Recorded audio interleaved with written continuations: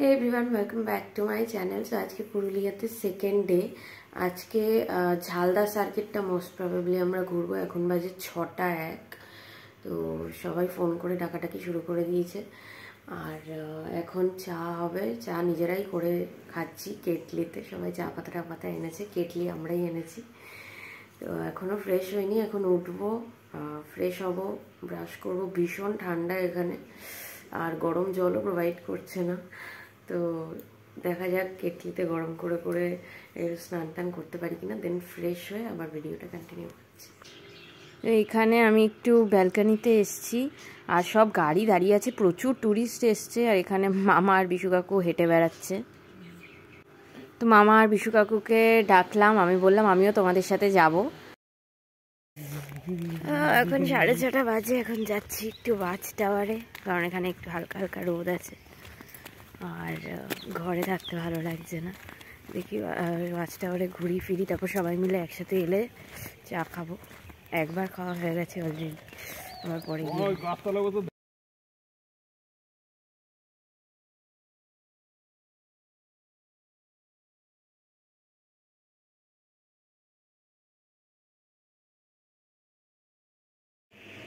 তো আজকে পরছি এই আউটফিটটা, এই জিন্সটা পরে নিচ্ছি। জিন্স আমি একটাই এনেছি, আর একটা জেগিন্স এনেছিলাম, বাট ওটা কোনো কাজে লাগবে না। জিন্স দিয়ে 2 দিন আমার হয়ে যাবে, কালকে তবে একই করব। তো সেই ট্রেনে যেটা পরে এসেছিলাম সেটাই পরে নেবো। আর এই কুর্তিটা পরছি। আর বাবা বলছে এই টুপিটা নিয়ে নিতে, কারণ এখানে ভীষণ রোদ উঠবে সকাল সকাল, তো টুপিটা দরকার পড়বে। তো এখানে আমি জুয়েলারি রেডি করে রেখেছি। এই হচ্ছে আমার যে অক্সিডাইজের চুড়িটা পরবো, এই ইয়াররিংসটাই পরবো ভাবছি, আই হোপ ম্যাচ করবে। আর এই রিংটা পরবো, টিপের পাতাও রেখেছি, একটা টিপ পরে নেব, বেশি তো মেকআপ কিছু করব না। তো এই আমি হাতে পরে নিয়েছি যা পরার। ভীষণ হাতটাও টানছে, রাফ হয়ে গেছে এমন ওয়েদার। সো আমি রেডি হয়ে গেছি, আর এই ইয়াররিংসটা পরে নিয়েছি ঝুপির কাছ থেকে নিয়ে, কারণ আমারটা ভেঙে গেছে। প্লাস এই রিংটা আর এই ব্রেসলেটটা পরে নিলাম। তো সবাই রেডি হয়ে গেছে, এখন বেরোবো, আর বেশি লেট করবো না, অলরেডি অনেকটা লেট হয়ে গেছে। দেখা যাক কোথায় কোথায় যাওয়া হয়। বেরিয়েছি গাড়িতে করে। এবার সবার প্রথমে যাব ন্যাশনাল রেস্টুরেন্টে, যেখানে আমরা ব্রেকফাস্ট করব। আর ব্রেকফাস্ট এখানে করে নিচ্ছি ব্রেড টোস্ট উইথ বাটার, আর একটু গোলমরিচও ছড়িয়ে দিয়েছি, ওইদিকে সবাই রুটি ফুটি খাবে। তারপরে চলে এলাম নেক্সট আমাদের ফার্স্ট ডেস্টিনেশন ময়ূর পাহাড়। আর মোটামুটি পুরুলিয়াতে যা সব ডেস্টিনেশন লোকেশন ভালো ভালো যা আছে ট্যুরিস্ট প্লেসেস, সব কিছুতেই নয় ঢাল বেয়ে ওপরে উঠতে হচ্ছে, নয় ঢাল বেয়ে নিচে নামতে হচ্ছে। তো এখানেও অবভিয়াসলি পাহাড়, আর বায়ুজনিত ক্ষয়ের কারণেই পাহাড়টা তৈরি হয়েছে, দেখেই বোঝা যাচ্ছে। বেশ উঁচু, ওখানে ঘন জঙ্গলও আছে যেখানে হাতি আসে। আর আমরা এরকম পাহাড়ে উঠেছিলাম, আর ওই পর্যন্ত গিয়ে একদম ভালো চারিদিকে 360 ডিগ্রি ভিউ পাওয়া যায়।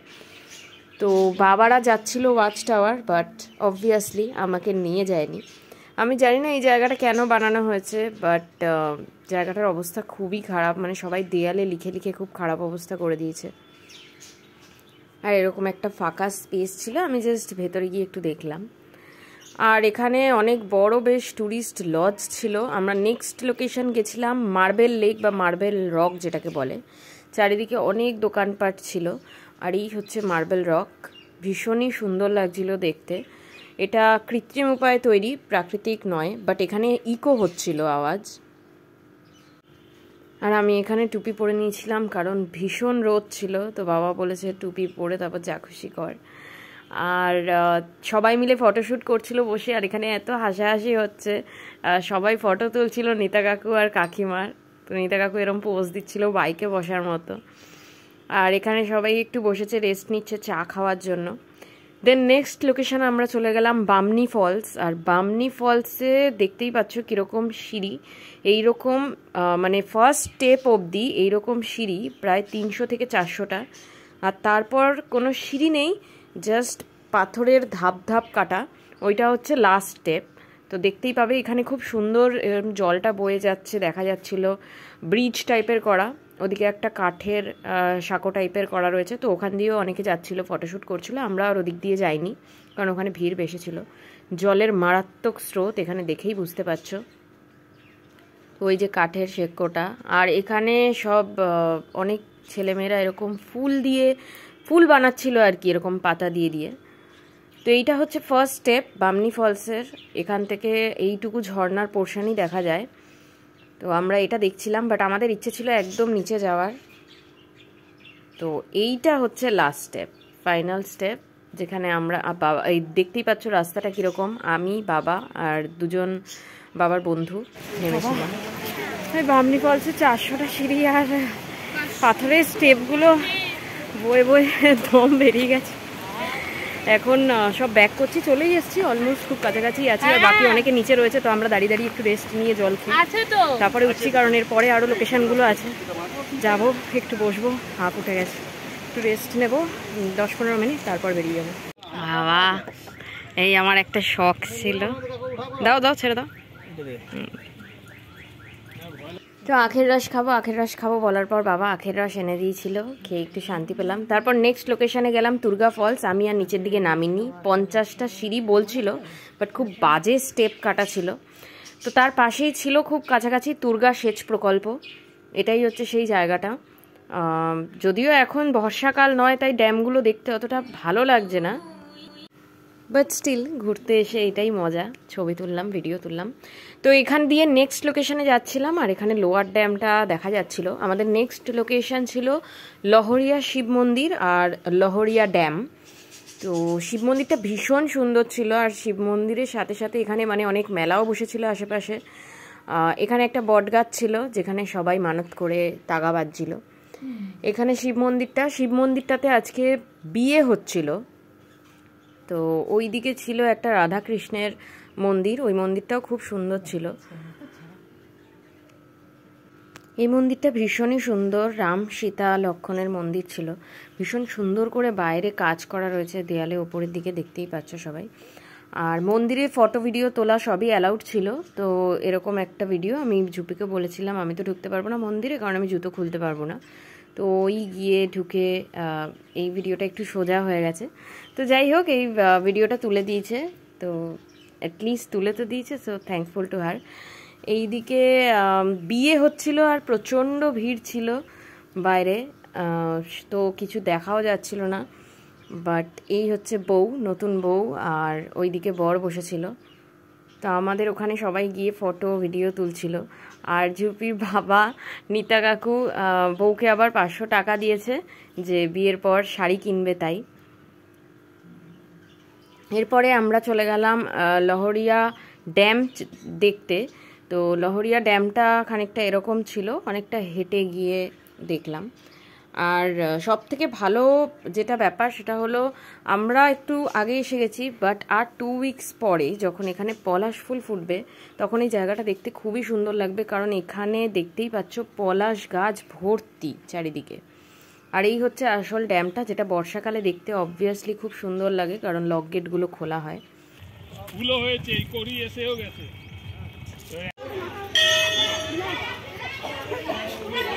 আর এটা আমাদের লাস্ট ডেস্টিনেশন ছিল। সব থেকে সুন্দর তো আমার এই জায়গাটাই লেগেছে, আপার ড্যাম।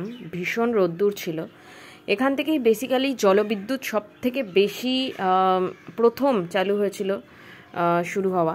তো এই হচ্ছে এখান থেকেই জলবিদ্যুৎ প্রকল্প চালু হয়েছে। এই পুরো বড় জায়গাটা জুড়ে আপার ড্যামটা রয়েছে। হোটেল থেকে অনেকক্ষণ এসে গেছি, প্রায় 3টে বাজে তখন, আর এখন 5:30 বাজে। এখন একটু ওয়াচ টাওয়ারে যাচ্ছি, সূর্যাস্ত দেখবো। মানে ঘরে বসে থাকতে ভালো লাগে না, ঘুরতে এসেছি, সারাক্ষণ বাইরে বাইরে ঘুরে বেড়াচ্ছি। এখানে ওয়াচ টাওয়ার থেকে দেখতে ভীষণই সুন্দর লাগছিল, সূর্যটা আস্তে আস্তে মেঘের ভেতর ঢুকে যাচ্ছে। তো সূর্যাস্ত দেখতে তো সবসময় খুব ভালো লাগে। এই হচ্ছে আমাদের রাতের ডিনার, রুটি আর মাংস। হ্যাঁ everyone, welcome back to my channel. এখন বাজে সকাল 8টা, আর আমরা যাচ্ছি গড় সার্কিটে আজকে পুরুলিয়া। ঘুরে ফিরে ব্যাক করব, ট্রেন আছে দুপুরবেলা, তো ওখানেই খেয়ে দিয়ে নেবো। আর সব প্যাকিং হয়ে গেছে, এখন বললেই বেরিয়ে যাব গাড়ি। আগে যাব ব্রেকফাস্টে, তারপরে ঘুরতে যাবো। এখানে লাগেজগুলো সবাই সবার নিয়ে এসে রাখছিল, কারণ আজকেই ট্রেন আছে, তো লাগেজ গাড়িতে তোলা হচ্ছে। আবার গেলাম সেই রেস্টুরেন্টে, ব্রেড টোস্ট বাটার দিয়ে ব্রেকফাস্ট করলাম।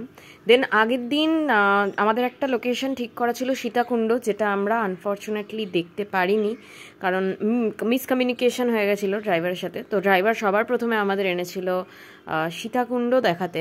তো সীতাকুণ্ডর কনসেপ্টটা হচ্ছে, বলা হয় যে রাম যখন বনবাসে যাচ্ছিলেন তখন সীতাকে এখানে সীতার জল তেষ্টা পেয়েছিল বলে বান মেরে এখানে এই কুণ্ডটা তৈরি করেছে, যেখান থেকে সব সময় জল ওঠে পাতাল থেকে। দেখতেই পাচ্ছ এই কাদার মধ্যে দিয়ে কেমন বাবলস বেরোচ্ছে। তো এটাই বলা হয় যে এখানে নাকি কয়েন ফেললে সেই কয়েন একবারে ঢুকে গেলে অনেক পুণ্য হয়। তো ওইখানে শোনা যাচ্ছিল যে রাম নাকি এই মাটি মেখে স্নান করেছিলেন। তো এখানে একটা গুহা মতন ছিল। এইদিকে এই হচ্ছে সীতাকুণ্ড, এখানে একটা শিব মন্দির মতন রয়েছে ছোট টাইপের। তারপরে আমাদের এই নেক্সট ডেস্টিনেশনে আমরা যাচ্ছিলাম, এটাকে বলা হয় উকাম্বুরু ভিউ পয়েন্ট বা সুইসাইড পয়েন্ট। তো এটা অনেকটা রাস্তা, বেশ অনেকখানি রাস্তা, দেখতে বেশ ভালো লাগছিল। চারিদিকে আবার পলাশ ফুলের এরকম মালা রাখা ছিল আর ছোলার ডাল রাখা ছিল। এটাও বেশ অনেকখানি উঠেই দেখতে হয়েছে, বাট লোকেশনটা ভীষণই সুন্দর ছিল। আর এটার দুটো পার্ট রয়েছে। ফার্স্ট পার্ট তো এইটা,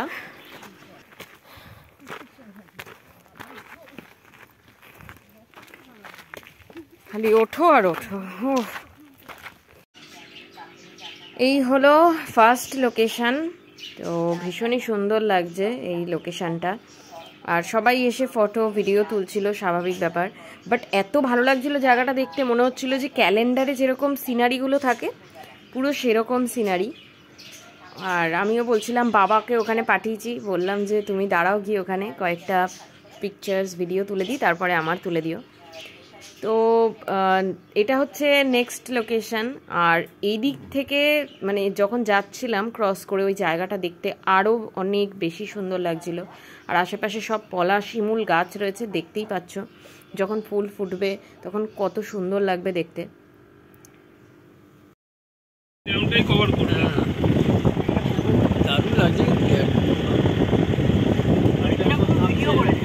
হ্যাঁ ভিডিও, আমি তো দুহাত দিয়ে ধরে তুলছি।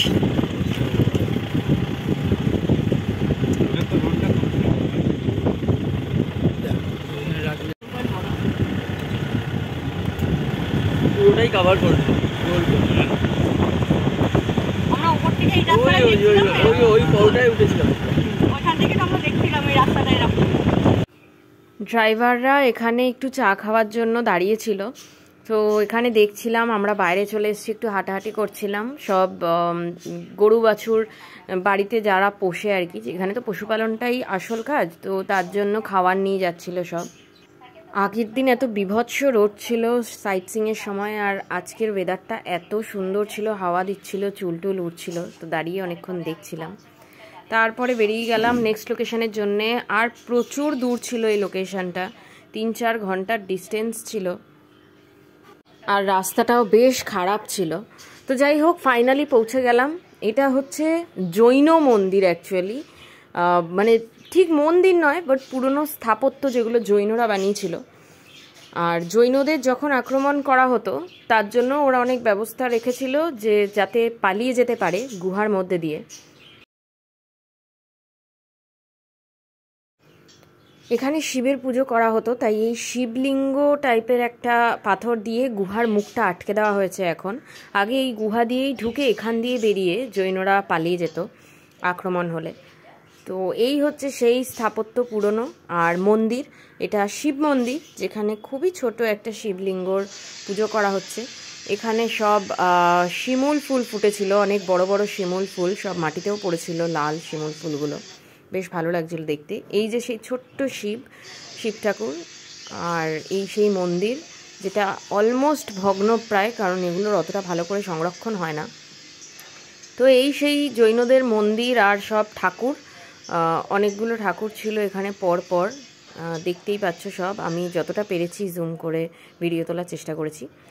এখানে ভেতর দিকে একটা রাধা গোবিন্দর মন্দিরও ছিল, তো আমরা এখানেও এসেছিলাম। আর এই হচ্ছে সেই শিমুল গাছটা, যেটার কথা আগে বলছিলাম যে খুব সুন্দর লাগছে গাছটা দেখতে। এরপরে আমাদের নেক্সট লোকেশন ছিল বেগুনকোদর গ্রাম দিয়ে যাওয়ার সময় দেউলঘাটা হয়ে। জয়চণ্ডী পাহাড়ের দিকে যাচ্ছিলাম। অনেক লোকালিটি, ফ্ল্যাট, বাড়ি এইসব ক্রস করে এই এরিয়ার পর পাহাড়টা আমরা পৌঁছেছিলাম। খুবই অবাক হয়েছিলাম দেখে যে পাহাড়ের কাছাকাছি এরকম এরিয়া। বাট এখানে একটা বাসও দাঁড়িয়ে ছিল, বাসটাও আই থিঙ্ক অন্য কোনো রুট দিয়ে ট্যুরিস্ট নিয়ে এসছে সব দেখাতে। এই হচ্ছে সেই জয়চণ্ডী পাহাড়, অনেক বড় পাহাড়, 3 দিক দিয়েই ওঠা যায়, বাট মেন এন্ট্রান্স সামনের দিকে। তো আমরা ওঠার টাইম পাইনি, কারণ প্রায় 500-600 খানা সিঁড়ি, আর যদি ওটা দেখতাম তাহলে আমাদের নেক্সট লোকেশনগুলো মিস হয়ে যেত। আমাদের নেক্সট লোকেশন ছিল বড়ন্তি, বড়ন্তির পর ইচ্ছে ছিল পাঞ্চের ড্যাম, গড়পঞ্চকোট যাওয়া। তো লেট হয়ে যাবে সেই জন্যে আমরা আগে গেছিলাম গড়পঞ্চকোট। তো গড়পঞ্চকোটে গিয়ে সবার ফার্স্টে এরকম দেখলাম দক্ষিণেশ্বরের আদলে বেশ মন্দিরটা তৈরি। এটা যদিও বা নতুন মন্দির হয়েছে, কিন্তু আগে পুরনো মন্দির ছিল ঠিক ওইখানে যেখানে ভাঙা অংশটা দেখা যাচ্ছে সেখানে। আর এই দিকটা পুরোটা ছিল রাজবাড়ির অংশ, সেন বংশ যারা ছিলেন আর কি, রাজারা যিনি এই মন্দিরটা তৈরি করেছিলেন তাদের বাড়ির ধ্বংসাবশেষ ছিল ওইটা। অনেক বড় এরিয়া জুড়ে বাড়িটা ছিল, বাট এখন তো পুরো ভেঙে গেছে। দেন অনেক লেট হয়ে যাচ্ছিল, ট্রেনের টাইম হয়ে যাচ্ছিল। তো আমাদের লাস্ট লোকেশন ছিল বড়ন্তি, যেখানে আমরা 5 মিনিটও দাঁড়াতে পারিনি। নেক্সট আমাদের চলে গেলাম ধানবাদ, থেকে আমাদের ট্রেন ধরার কথা ছিল, বাট ধানবাদে আমরা পৌঁছতে পারিনি টাইমের মধ্যে। তো আমাদের আগেই বড়াকরে নামিয়ে দিয়েছিল। তো এই ছিল আমাদের 2.5 দিনের কমপ্লিট পুরুলিয়ার ট্রিপ। ভিডিওটা ভালো লাগলে please like, share and subscribe to my channel. দেখা হচ্ছে তোমাদের সাথে আবার নেক্সট ভিডিওতে। Till then take care.